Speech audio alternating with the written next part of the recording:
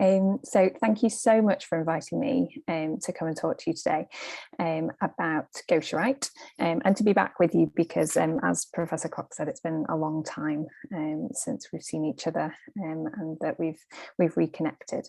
And I'm pleased to say that I'm still involved in Gaucher disease and neuronopathic Gaucher disease more specifically.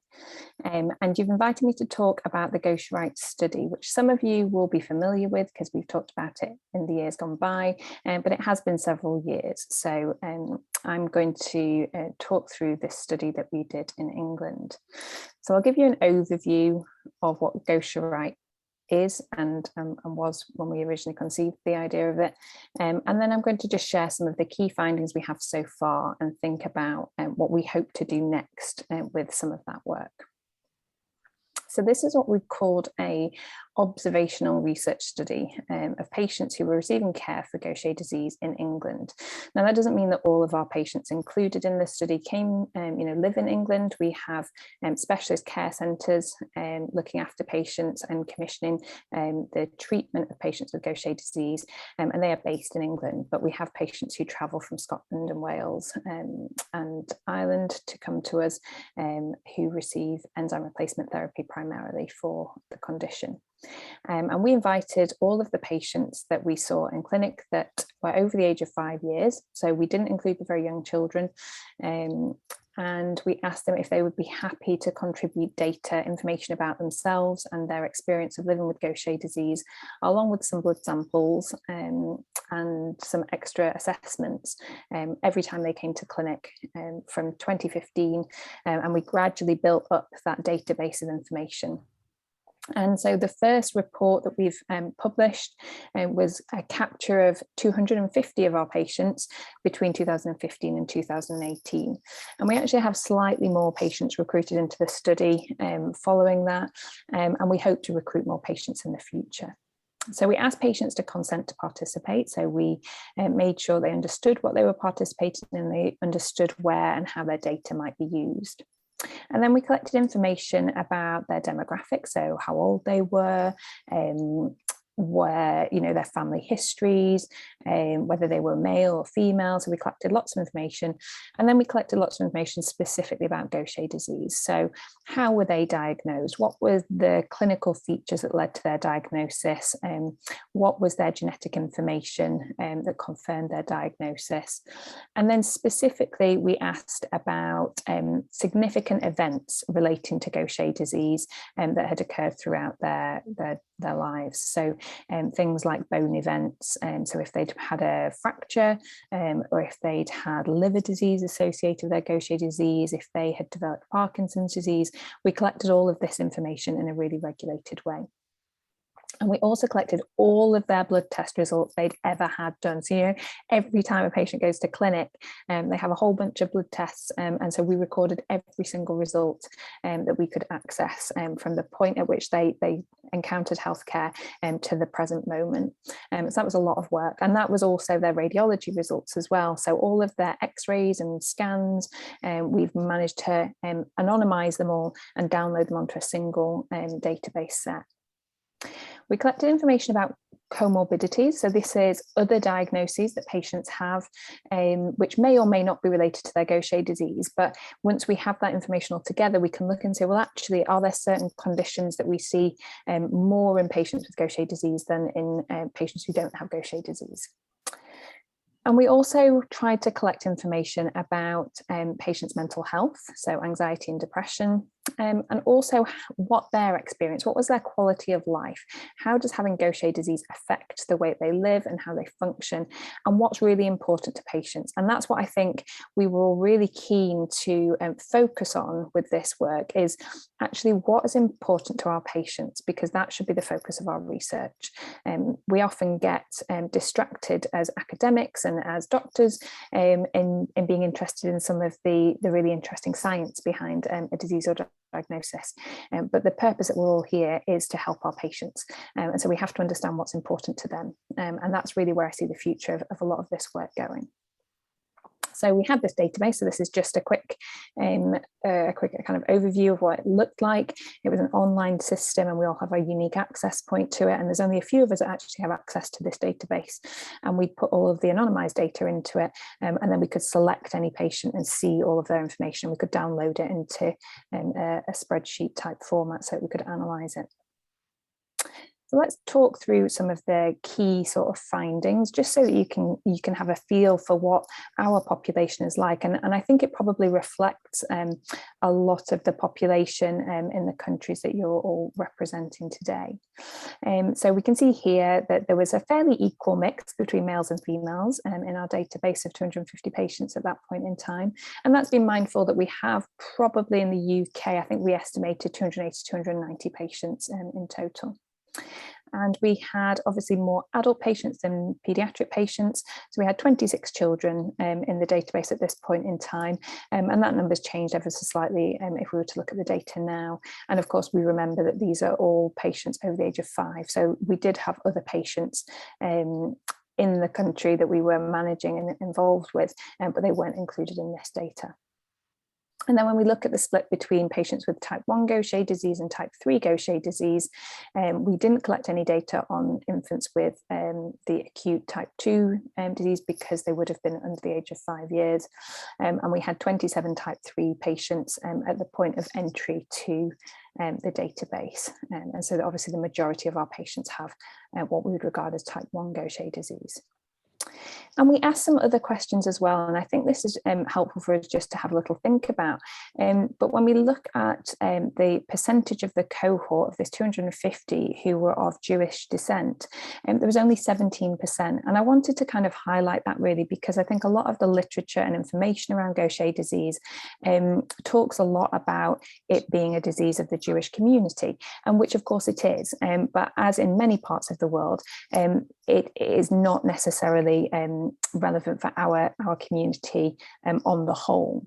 And interestingly, none of our type 3 patients were of Jewish descent. And I think this has implications when we think about the genetics of the disease that we can talk about.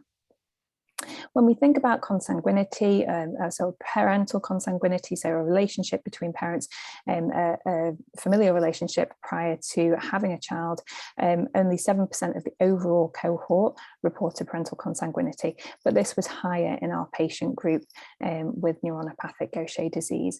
And that suggests to us, as we kind of already know, that we see different types of genetic variants in our patients with neuronopathic disease, which are generally considered to be more severe, which we can all understand when we look at the disease phenotype.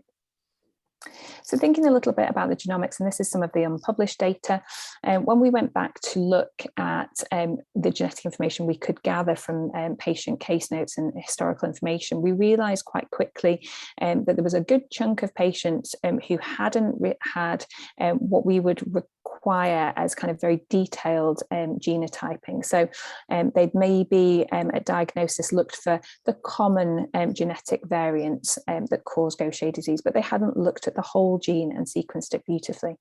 And this is really important actually, because what we showed when we resequenced lots of our patients, so we took about half the cohort that we weren't really happy with the genetic reports that we had, and we repeated those.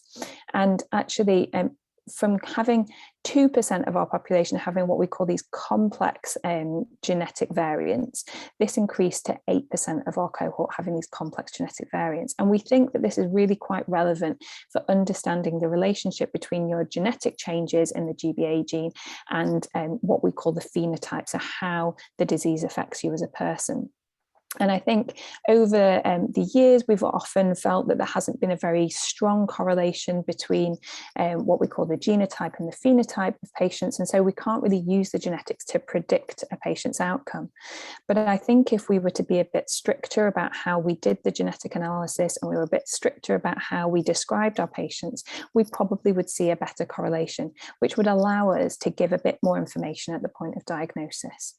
And so that's something that we're looking at, and we hope to publish in the near future. And what I'm talking about there is these complex rearrangements in the GBA gene.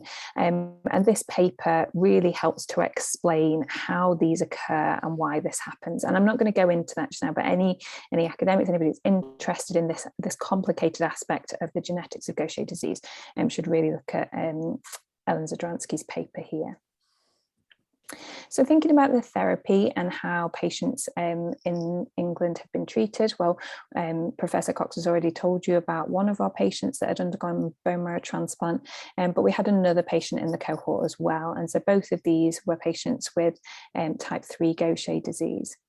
Now, interestingly, if we think more broadly about bone marrow transplant in this group of patients, there were several other patients who did undergo transplant at a similar point in time for type 1 Gaucher disease, but many of those have been lost to follow-up because they have no symptoms of their Gaucher disease anymore. And I think that's interesting for us to think about, that it wasn't just these two quite severely affected patients. There were others, but they haven't remained in follow-up and so therefore haven't entered the Gaucherite study. Many others of our patients, the 243, were on what we described as Gaucher-specific treatment. So this was either enzyme replacement therapy or substrate reduction therapy. And in 3 patients, there was a combination of the two. And in those 3 patients that had a combination of enzyme replacement and substrate reduction, these were for really quite specific indications and sort of on a compassionate basis to try and address some of these really difficult to manage symptoms. Everybody else was on velaglucerase or imiglucerase, and primarily velaglucerase in view of the ERT shortage that had happened earlier in decades preceding this, and many patients have just remained on vela ever since then. And of course, aliglustat was just becoming available during this study period.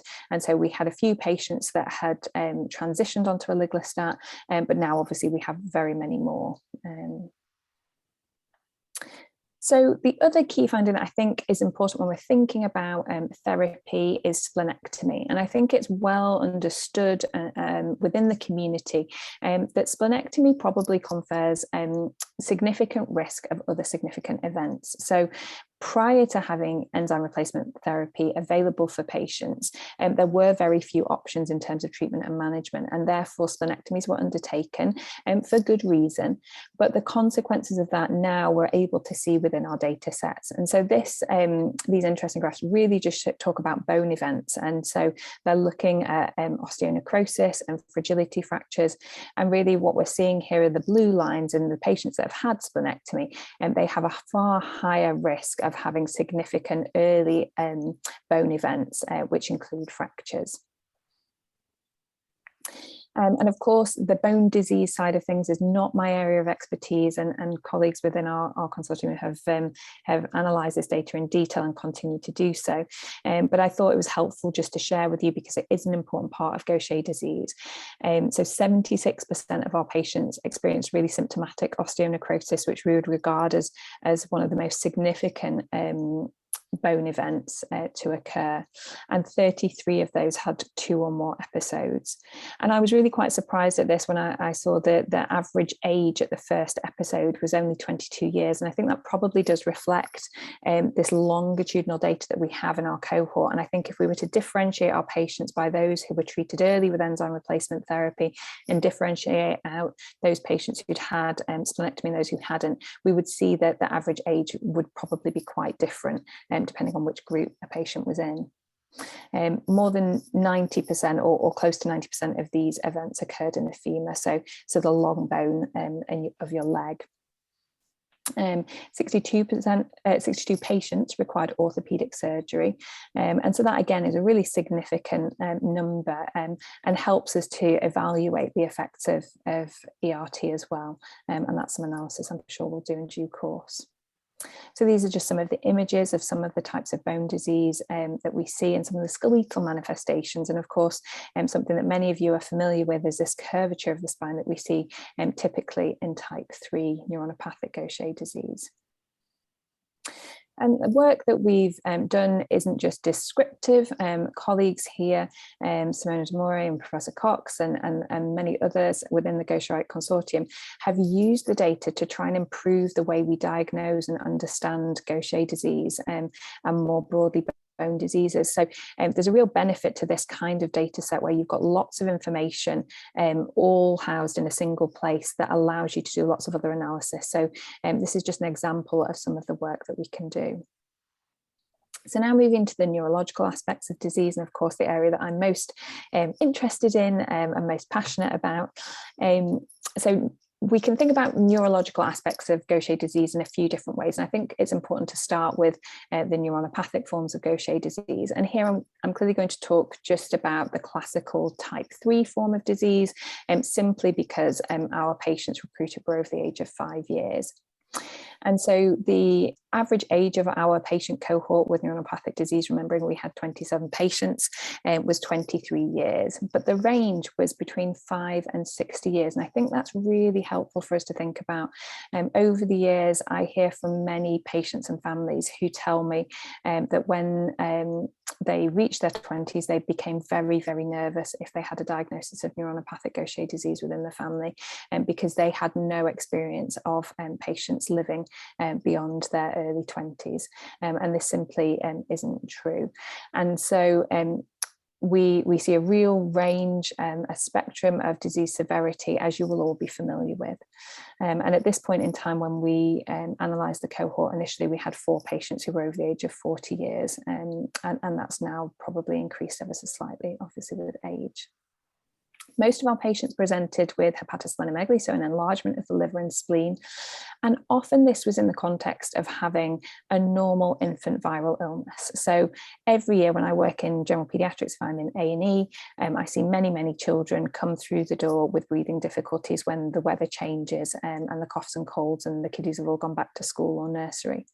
And many of our patients would have presented in this way, and then would have been found incidentally to either have low blood counts or a large liver and spleen, and they went on to be investigated and their diagnosis was made. But I do think that this indicates to us an under-recognised level of lung involvement in neuronopathic Gaucher disease. And we've published some papers in the past few years that have kind of hinted towards this pulmonary involvement, and we're trying to understand it in a bit more detail at the moment. The diagnosis of neuronopathic Gaucher disease was primarily made by having a diagnosis of Gaucher disease and then the occurrence or recognition of the horizontal saccadic eye movement disorder. So this inability to jump your eyes between 2 targets with ease. In our cohort of patients, we only had 5 patients who experienced seizures. However, knowing our cohort, I now know there are several more patients who have evolved, some in adulthood, to develop seizures, which are well controlled. And when we look at what we call the modified severity scoring tool, or the MSST, so this is a way that we quite crudely, it's not a very detailed measure, but it's a measure of how severely affected a patient is with neuronopathic Gaucher disease. And the higher your score, the more severely affected you are. And the range of scores for our patients was very, very broad, some with very minimal evidence of disease and impact of disease, and some with quite significant impact. The other interesting aspect of our work was looking more broadly at the Gaucher patient community and thinking about neurological features in these patients. And I was running a parallel study at the time of Gaucher Wright to look at the eye movements in patients with Gaucher disease. And I wanted to try and characterize the eye movements in neuronopathic patients and compare them with patients with non-neuronopathic Gaucher disease, so type 1 versus type 3. And I was using an IC-CAM, so this is what we call a video oculography device, so it's a pair of goggles, and we measure different aspects of eye movements. And unexpectedly, I was beginning to identify that some of our patients with type 1 Gaucher disease also had some slowing of their eye movements, and some suggestion that they maybe also had some eye movement involvement, and yet they didn't all have other neurological features. And so we looked at these patients in a bit more detail and started to identify that there are maybe a small group of patients who have very subtle features that would be in keeping with neuronopathic Gaucher disease, but that weren't presenting until quite late in life. And this raised quite a significant ethical dilemma for us, really, because these findings were probably not meaningful for patients. They probably had very little impact on how they lived and functioned. But if we were to reclassify them, we had the potential to include them in clinical trials, specifically for neuronopathic disease. And that in itself was challenging because we had no way of predicting whether there would be any benefit to being involved in these clinical trials to the patient. And they also risked a failure of the clinical trials because the patients maybe didn't have a significant enough neuronopathic disease to demonstrate any change within the course of a trial. So this is really quite a challenging area when we're thinking about how we define this disorder and how relevant it is for patients. And obviously that comes with a lot of worry for many patients if we were to consider reclassification. My slides are not progressing. Let's just see. Oh, here we go. And there we go. I'll let it, jumped a bit too fast. So the next aspect that I'm going to talk to you about is Parkinson's disease. And we haven't looked in too much detail at Parkinson's cohort within Gaucher disease so far, but I think it's obviously an area of interest to the community. And I think it's somewhat reassuring that within our cohort of 250 patients, we only had 6 living patients with a diagnosis of Parkinson's disease and Gaucher disease. Understandably, worryingly, this was really diagnosed between the ages of 35 years, which is very, very young for a Parkinson's diagnosis, and 70 years, which would be more typical. But the features of Parkinson's disease were fairly typical of what we describe as idiopathic Parkinson's as well. We had no patients that had an independent diagnosis of a dementia, which I think is really interesting and something that I just identified late last night, and so something that I'm keen to look at. But in terms of the family history of Parkinson's disease or dementia, we saw that reported in 85 patients. So this is likely to be parents or relatives who are GBA carriers, who have had a diagnosis of Parkinson's or dementia, and something that the kind of more global wider community are investigating in quite significant detail at present. So the final aspect I'm going to touch on is quality of life, and we've not yet analysed the data in terms of quality of life, and we captured quite a lot of information from our patient cohort, and this is really an area that I think will be really valuable to us in the future. And so one of the questions, so we did a range of different questionnaires that we asked patients to respond to every time they came to a clinic appointment, and one of these was something called the EQ5D5L, which some of you may be familiar with, and this is a fairly simple questionnaire that asks about how your health impacts your quality of life and functioning. And the final question on this asks for what we call a visual analog scale, and we ask patients how is your health today? So if you had to score it from 0 to 100, where 100 is the best health you could possibly have, and 0 is the worst health you can imagine, where on a line would you place that, and what number would you give your health just now? And many of you may have been asked to do this yourselves. And so I had a look yesterday, just looking at a single centre. So I looked at one centre that was involved in the study that had 100 or so patients included. And I looked at the first time they answered this question, and I plotted them out just to see overall at this one specific unit where they sat. And so if we think about that 0 to 100 across the bottom, and the dots are each individual scores. And so you can see there's a real spread of impression as to how they feel their health is. And some patients have said, you know, I'm up here, I'm at 100, I feel great, I'm doing really well. But the patients that I'm really interested in are this cohort here. You know, what is it that's meaning that their health sits there? And what I'm really interested to look at is, does that change over time, and what are the events that occur which impact that change? And so that's some work for me to do in the future.